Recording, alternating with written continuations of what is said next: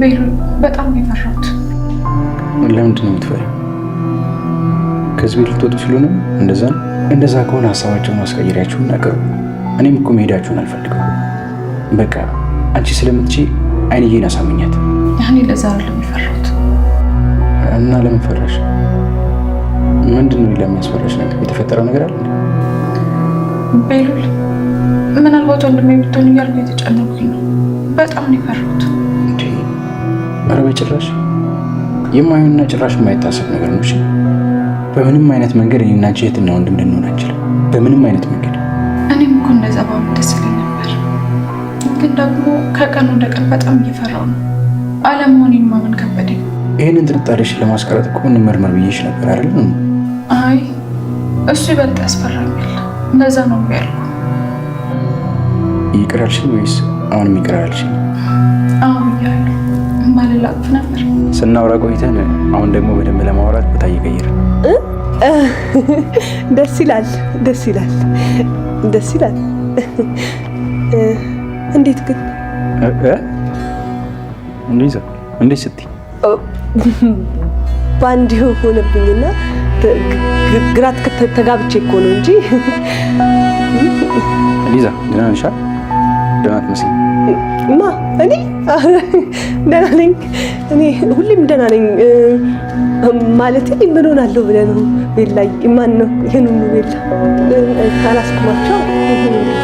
እናመሰግናለን የቤሉላ አክስት፣ ማለቴ የድሮ አክስቱ። የምርሽን ነው? አንቺ በእኔ ትቀኛለሽ? አዎ እቀናለሁ። እኔ ከማንም ጋር ነው ቤሉል። ድጋሚ ግን እንደዚህ አይነት ስህተት ብትሰራ የምር ይቅር አለ እንዴ? ቆንጆች ግን ለምን አርፎ የማይቀመጡት? ትንሿ ልጅሽ እኔ እንደዚህ ማድረጓ ሳያንስ ታላቋ ደግሞ ልጅ ልትገላት ሞክራ ነበር። ቆይ ምን እየሆናችሁ ነው? በጣም የተደፋፈርን አልመሰላችሁ? አሁን ንገሪኝ፣ የት አባቷ ናት? ያኔ ዋጋዋን ስታገኝ ልክ ትገባለች። ብታገኛት ምን ልታረጊያት ነው? ንገሪኝ እስቲ፣ ምንድን ነው የምታረጊያት? እሱን መጀመሪያ ላገኛት፣ ከዛ ምን ይሻላል? እንደዛ ይሻላል። ያውልሽ ይለ እኛ ነገ ጧት እንውጣ። ከቻልሽ እንደው እሷን ታያትና በሰላም እንውጣ። አዎ ለቀቅ አድርጊያት። ልተዋት አይደለም? ስሚ፣ ሁለቱንም ልጆችሽን ነገ ፖሊስ መጥቶ ሲወስድልሽ ያኔ ፊቴ ላይ ቆመሽ ምን እንደምታወራ ይሻለሁ። መጀመሪያ ነበር ልጆችሽን ሰብሰብ አድርገሽ መያዝ። እሺ እንደው በቃ ለኔ ስትይ ይቅር በያቸው። ያው ነገ ስለምንወጣ አንቺንም አናስቸግርሽ። በቃ ይቅር በያቸው አይደል? ይቅር ልበላቸው። ደፋር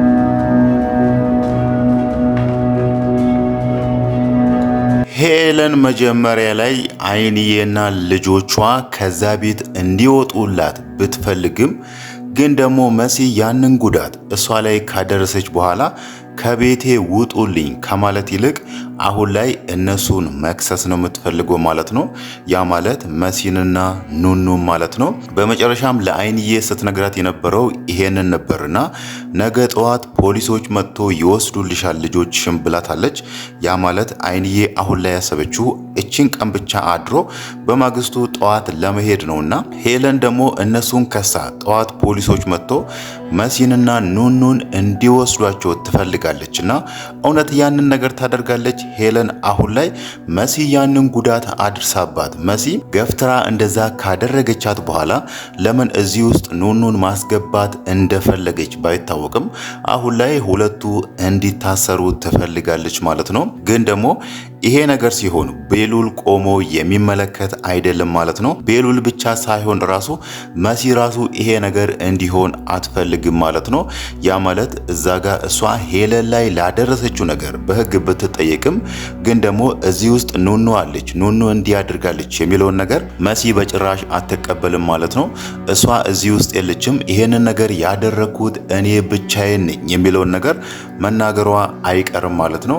እዚህ ጋር ግን ትልቁ ጥያቄ ሄለን ለምንድን ነው እሱ እዚህ ውስጥ ኑኑን ማስገባት የፈለገችው የሚለው ነገር ነው ማለት ነው። ቴዲ እዛ ጋር ያንቺ ትክክለኛ ልጅ የወለድሻት ልጅ ኑኑ ናት እንጂ ኤልሹ አይደለችም የሚለውን ነገር እየነገራት ይሄንን ነገር ሳታጣራ ቴዲ የተናገረው ነገር እውነት ነው እንዴ? እኔ የወለድኳት ልጅ ኑኑ ናት እንዴ የሚለውን ነገር ከማረጋገጥ ይልቅ እዚህ ጋር እሷን በሌላ ወንጀል ለመክሰስ መነሳሳቷ ምናልባትም ይሄ ነገር ከተረጋገጠ በኋላ እውነትም ኑኑ የሄለን ልጅ መሆኗን በምርመራ ከታወቀ በኋላ ኑኑ ከዛም በኋላም ሄለንን በጠላትነት እንድትመለከታት ያደርጋታል ማለት ነው። ግን ደግሞ ሄለን ይሄንን ተንኮል ይሄንን ክፋት ከማሰብ ይልቅ ቴዲ የተናገረው ነገር እውነት ይሆን የሚለውን ነገር ማረጋገጥ ነበረባት ማለት ነው። እሷ በእርግጥ ከዚህም በፊትም ይሄንን ነገር ለቤሉል ተናግራ ነበር። ኑኑ ልጄ ብትሆን ራሱ እኔ የወለድኳት ልጅ ሆና ቴዲ በተናገረው መሰረት ህፃናቶቹን በያቀያይራቸው ራሱ እሷን እንደ ልጄ ልቀበላት አልችልም በሚለው ክፋቷን ተናግራ ነበር ማለት ነው። ያ ማለት ኑኑ ልጇ ብትሆንም ባትሆንም ኑኑ ላይ የምታስበውን ተንኮል የምታስበውን ክፋት እንደምትቀጥልበት ነበር የተናገረችውና አሁንም ያንን ነገር እያደረገች ነው ማለት ነው። እነሱን እከሳቸዋለሁ እንዲህ አደርጋቸዋለሁ በሚለው ማለት ነው። ምናልባት ሄለን በዛ ውስጥ እነሱን በመክሰስ ውስጥ የሷም ክስ እንደ አዲስ ሊቀሰቀስ ይችላል ማለት ነው። መሲ ያኔ ኑኑ ስለጠፋች ወይ ደግሞ ቴዲ ኑኑን ስላገታት ነበር እገልልሻለሁ እንዲያደርግልሻለሁ በሚል ሄለን ላይ የመሰከረችውን ቃሏን ያነሳችው ማለት ነው። ግን ደግሞ አሁን ላይ ሄለን እነሱን ስትከስ እነሱ እስር ቤት እንዲገቡ ስታረግ መሲ የምታውቀውን ነገር ሁሉ እንደምትናገር ግልጽ ነው ማለት ነው። ያ ማለት አሁን ላይ የሚያሳስባት ወይ ደግሞ የሆነ ሰው ታግቶብኛል ሄለን ላይ ከመሰከርኩ እሷ ላይ ክሱ እንደ አዲስ እንዲመሰረት ካደረኩኝ የኔን ሰው ይጎዱብኛል የሚለው ነገር የሚያሳስባት ነገር አይኖርም ማለት ነው።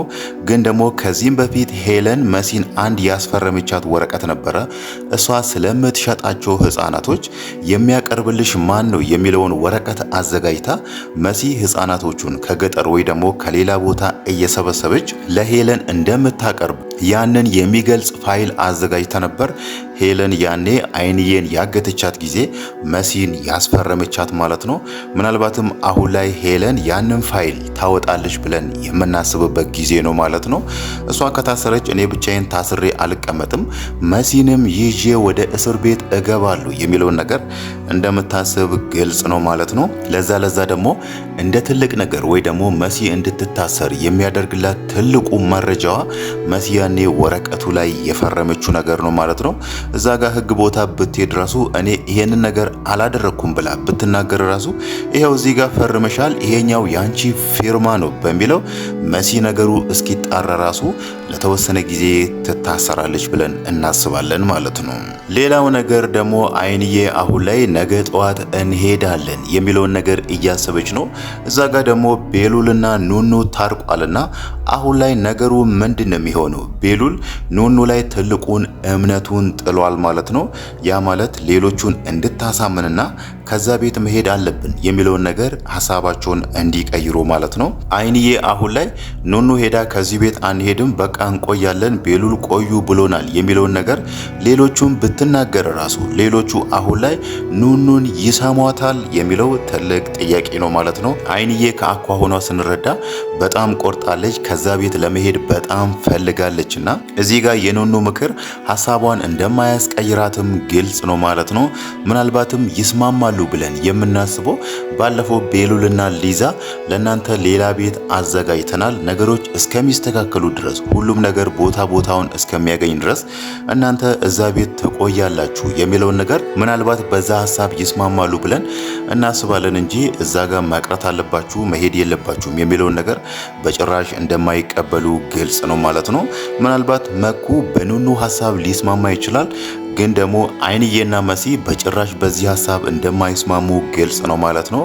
አሁን ላይ ሁለቱም እያሰቡ ያሉት እዚህ ቤት መቆየት የለብንም፣ ከዚህ በላይ ከቆየን ሌላ ነገር ይከተለናል ወይ ደግሞ እኛ ሌላ ሰው ላይ ጉዳት እናደርሳለን የሚለውን ነገር በተለይ መሲ እንደዚህ አርቃ ስለምታስብ እዛ ቤት አትቆይም ማለት ነው።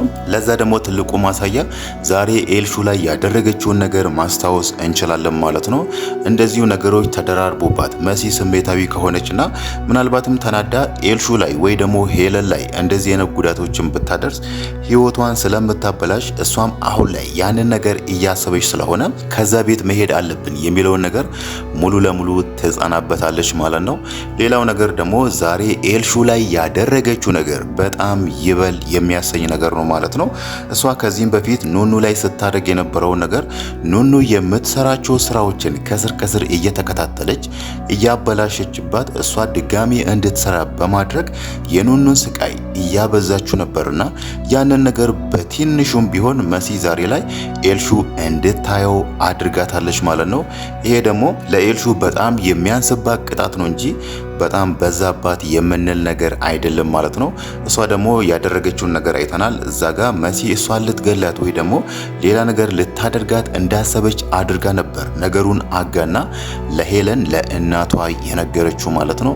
ሄለንም ከዛም በኋላ ነው እንዳየነው ስሜታዊ ሆና እከሳቸዋለሁ፣ ነገ ጠዋት ፖሊሶች መጥቶ እነሱን ይወስዷቸዋል የሚለው ነገር ሄዳ ለአይንዬ ልትናገር የቻለችው ማለት ነው። ግን ደግሞ ከዚህ ሁሉ እነሱም ሄለን ላይ ወይ ደግሞ ኤልሹ ላይ እንደዚህ ነገር አድርሶ ባለፈው መሲ እንዳደረገችው ሄለንን ገፍትራ መጣል የሚሉት አይነት አደጋዎችን ከዚህም በኋላ የሚያስከትሉ ከሆነ ምናልባት አይታወቅም። ባለፈው ሄለን እንደወደቀችው በዛውም ወድቃ ብትቀር ኖሮ ምናልባት የመሲ ህይወት የሚሆነው እስር ቤት ስለሆነ ከዚህ ሁሉ እነሱን መጋፈጥ ያለባቸው ከነሱ ርቆ እነሱ የእጃቸውን የሚያገኙበትን ነገር ቢያደርጉላቸው ይሻላል ማለት ነው። ቤሉልንም ማገዝ ካለባቸው እሱ አሁን ላይ ለነሱ ያዘጋጀላቸው ቤት ውስጥ ገብቶ ምናልባት በአንዳንድ ማስረጃዎችም ሊሆን ይችላል በሌላም ነገር እሱን ቢያግዙት ይሻላል ማለት ነው።